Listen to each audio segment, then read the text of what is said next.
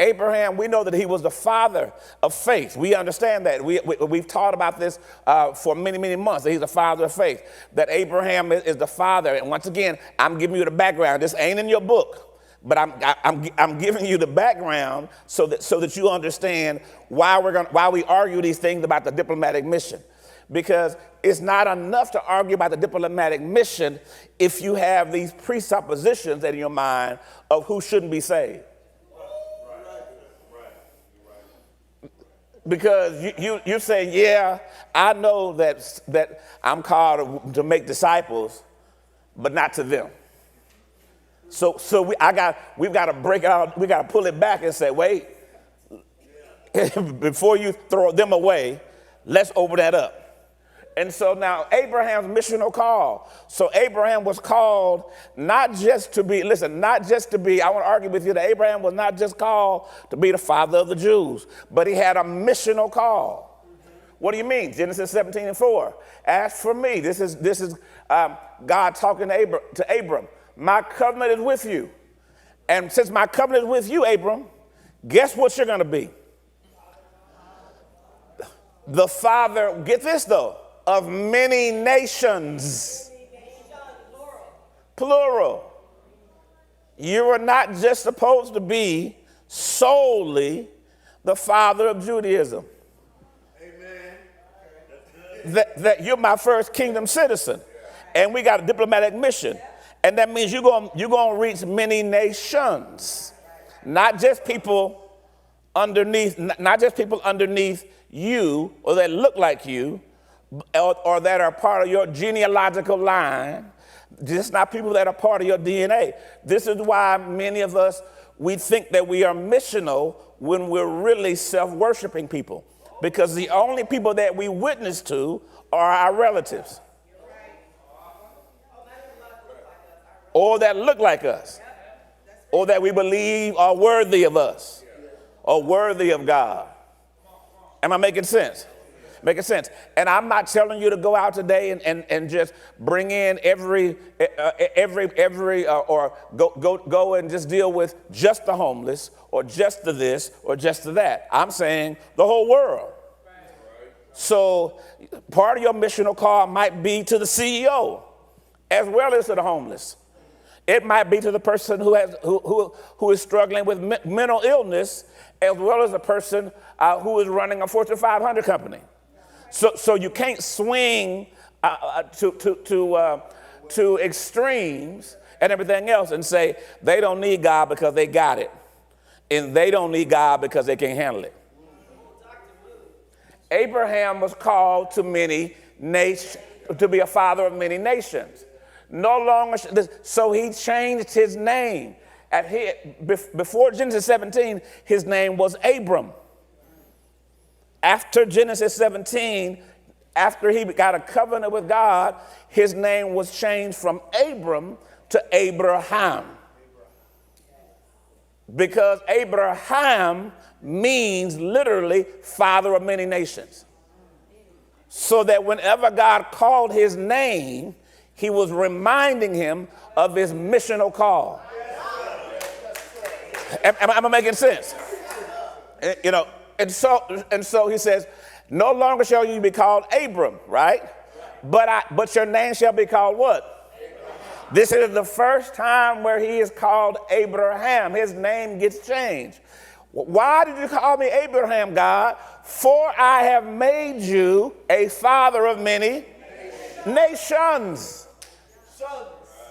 You have a diplomatic mission that I'm calling you to, not just your people. Am I making sense? So I'm saying, if you black, you not just called the black people. If you white, you not just called the white people. If you Latino, you not just called the Latino people. Am I making sense? You're called to God's people all over the place. Am I making sense? If you're the military, you're not just called the military people. If you're an ex-police officer, you're not just called the ex-police officers. If you're a teacher, you're not just called the teachers. You are called to make many people come to Christ. Am I making sense? But what we do is we get an identity in our mind, and then whatever that identity is, that's who we deal with all the time. And Abram became Abraham. What happened to you when your name changed? So he says this, I will make you exceedingly fruitful. What do you mean?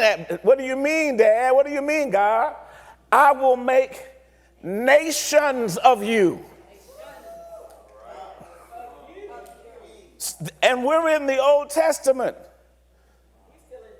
We're not even talking about Acts 1 and 8. We're not talking about Holy Spirit, Judea, Jerusalem, Samaria, and uttermost. We're not even in Matthew 28. But God is saying, I've always had this mission. I didn't change the game in the New Testament. Nor did I stop the game when you got saved. Now, Israel. So Israel, what? Israel had a missional call. It wasn't just you, my people. Now, Exodus 19, if you will obey my voice and keep my covenant, that's y'all, you shall be a special treasure to me above all people. Now, you're going to be my people, right? But get the next phrase. For what? For what? For all the earth is mine. Yes. Wait a minute. Wait a minute. He's like, yeah, now you my people, but I want you to know that the whole earth is mine. It ain't just me and you. Am I making sense? And now you have a missional call. Why are you my people? Why? For you shall be to me what? A kingdom of priests. You got to intercede. You got to be a bridge builder. Everybody that doesn't know me, it's your job to let them know me. That's why you my people. You're not just my people for the sake of being my people. You my people so I can get all my nations. You're my people so I can reach all the world. You didn't just get saved for you. And so we got to get past that. But the problem for many of us is we don't have a missional theology. And so and so all we think about is anybody with my last name. Anybody who looks like me. Anybody who walks around like me. If you too tall, I don't talk to you. If you got too many tattoos, I don't talk to you. If you got too many piercings, I don't talk to you. If you got hair, I don't talk to you. If you don't have a beard, I don't talk to you. I mean, and we just cutting people out. And God is like, what are y'all doing? And we're saying that they ain't ready. They ain't ready. They don't want Jesus. And it's like, did you want Jesus? Were you ready? I came and got you out of darkness. Am I making sense? I had to trap you in the club. I had to trap you in. I had to have that car accident where you almost died. I had to have you in the hospital. I had to meet you in the prison. I had to have something crazy happen in your life just to get your attention. You wasn't looking for me. So why do you think that I'm only looking for people who are looking for me? It's a missional theology that we're off on. Am I making sense? And so that's why the whole side of the church looks like you.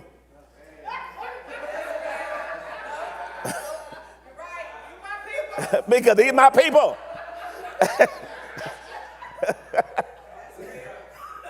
And I'm not saying we exclude our people either, but I'm saying we exclude everybody else. And it's so natural. It is so natural because you look at a picture, you look at a person, and you automatically say in your mind, mm-mm.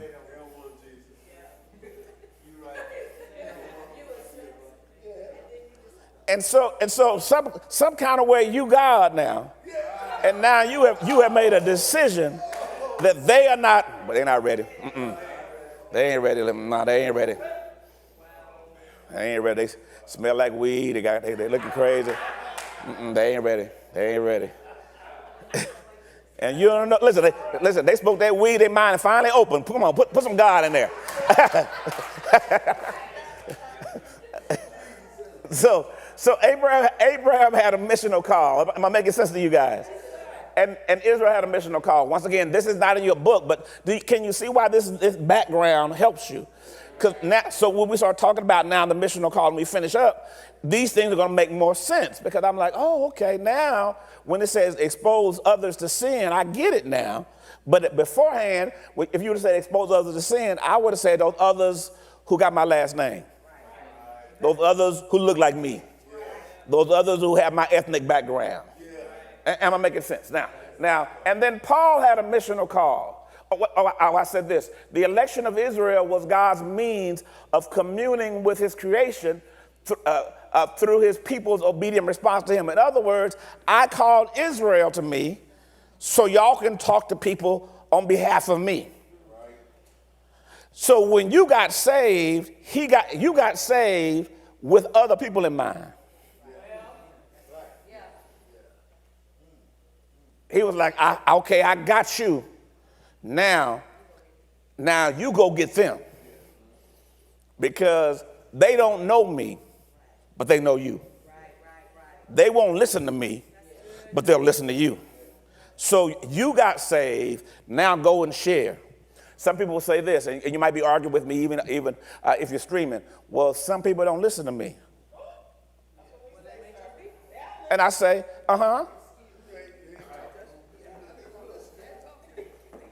Listen, I told somebody a couple of days ago, I said, I've been preaching the gospel in terms of pastoring for 20 years. I said, do you know how many people have not listened to me?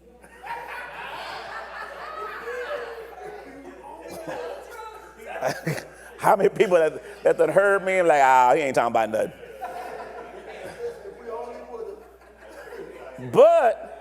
But what I rejoice in, the ones who did.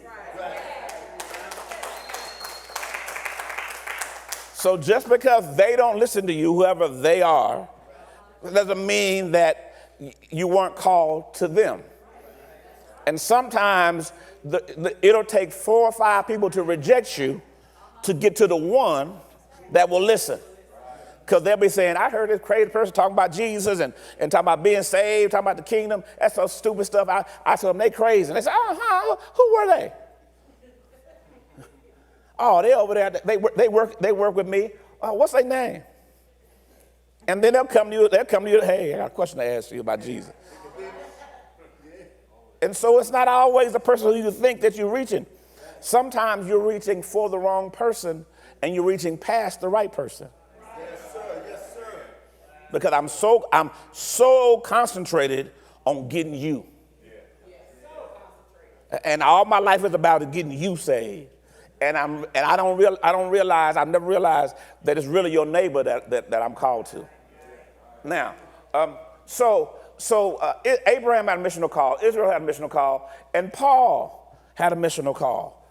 Listen, Paul said this in Romans 3 and 29, a verse you probably never read before. Is God the God of the Jews only?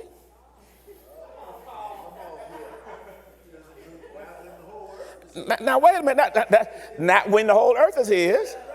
Not when all creation is his. Not when all humanity is his. He says, is he not the God of the Gentiles also? Ever making sense? Yes, the Gentiles also. Why? Because the Jews were like, they ain't worthy. They ain't ready. They breaking all of our rules. They breaking all of our dietary practices. They eating all that pork, no better. Eating them fish without scales, fried catfish, shrimp, pork roast, ribs, all that stuff. Listen, with temple prostitutes, paganism, doing all kind of stuff. It's like they ain't ready. And Paul was like, no, he's the God of them, not just us. Am I making sense? So think about it. While he is arguing this argument, there was somebody frying some shrimp.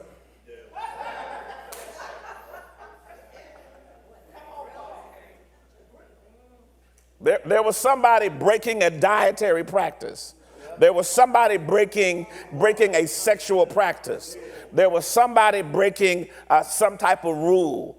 and Paul is arguing with them because remember, God said, Paul, you are the apostle to the Gentiles.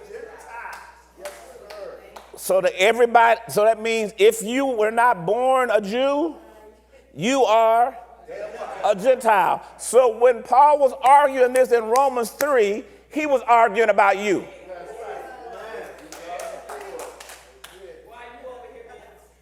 Now, so now this means this, that God has been missional since the beginning. Am I making sense? And Abraham had a missional call. Israel had a missional call. Paul has a missional call. And so guess what you got? Missional call. It don't mean you got to get on the plane and go to Timbuktu. Try going to your neighbor. Try talking to the person that you work with. Try talking to the person you can't stand. That get on your last nerves. That when they walk in the room, your eyes start to roll back. When everything else. Try talking to them. Go to my next slide. So what's the missional call? So now we're back on page 53. I brought all. I did this to get y'all here. So we talked about these other missions the other week, but I'm going to start here, and then I'll add I think 2 more to that page. To expose others to sin. This phrase does not mean I'm going to show you what sin is like.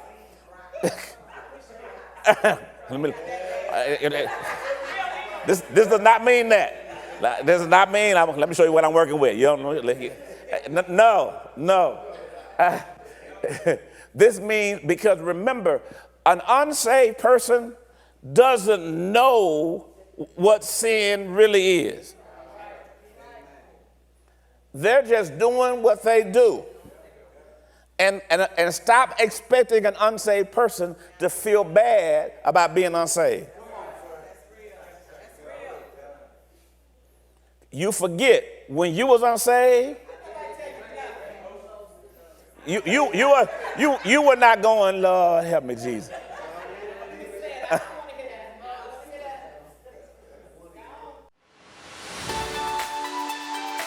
Thank you for worshiping with us today. If you like this message, you can find the rest at cmllcstore.com.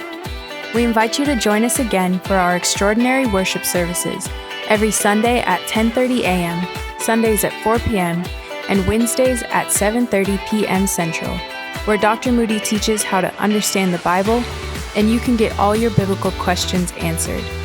We look forward to connecting with you. We ask that you subscribe to The Rock ATX on YouTube and follow The Rock ATX on Facebook and Instagram to stay connected to all The Rock is doing. You can also get connected on our website at therockatx.org. Again, thank you for worshiping with us, and be blessed.